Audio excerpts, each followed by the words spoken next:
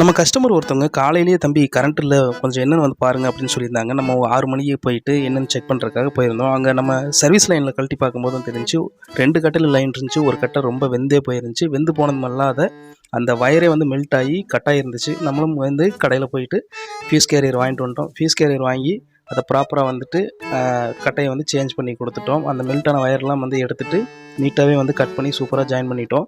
இப்போ என்னென்னா இந்த 2 கட்டையை மட்டும் நம்ம போட்டுட்டு அந்த ஃபீஸை கறி போன கட்டையை வந்து நம்ம எடுத்துட்டோம். ஏன்னா அந்த லைனில் எதெல்லாம் யூஸ் ஆகுது அப்படிங்கிறத செக் பண்ணுறதுக்காக செக் பண்ணி பார்த்ததில்ல. அந்த கட்டையில் மட்டும் போர்வெல் மோட்டரும் தொட்டி மோட்ரு கொஞ்சம் எக்ஸ்ட்ரா லைன்லாம் இருந்துச்சு. நம்ம என்ன பண்ணணும் அப்படின்னா 3 கட்டையும் ப்ராப்பராக வந்து லைன் பிரித்து கொடுக்கணும். 3 பேஸ் லைன் இருந்தது அப்படின்னா நம்ம 3ஐயும் வந்து ப்ராப்பராக பிரித்து கொடுத்தா மட்டும்தான் ஈக்குவலாக லைன் போகும். அதை வந்து நம்ம லைனை வந்து செக் பண்ணி பார்த்துட்டு 3ஐயும் வந்து ப்ராப்பராக பிரித்து கொடுத்துட்டு மீட்டரில் வந்து நம்ம ஆம்ஸ் ரீடிங் பார்க்கலாம் அப்படின்னு சொல்லி செக் பண்ணி பார்த்தோம் அப்படின்னா இந்த மீட்டரில் ஆம்ஸ் ரீடிங்கே வரமாட்டேன்ருந்துச்சு. ஸோ மீட்டரில் ஏதோ கம்ப்ளைண்ட் இருக்கும் போல தெரியுது. யூனிட் ரீடிங் மட்டும்தான் ஒர்க் ஆகுது, ஆம்ஸ் ரீடிங் ஒர்க் ஆகலை. ஸோ நம்ம மேலே லோடில் போய் பார்த்தோம், 3 ஃபேஸும் கரெக்டாக வந்துச்சு.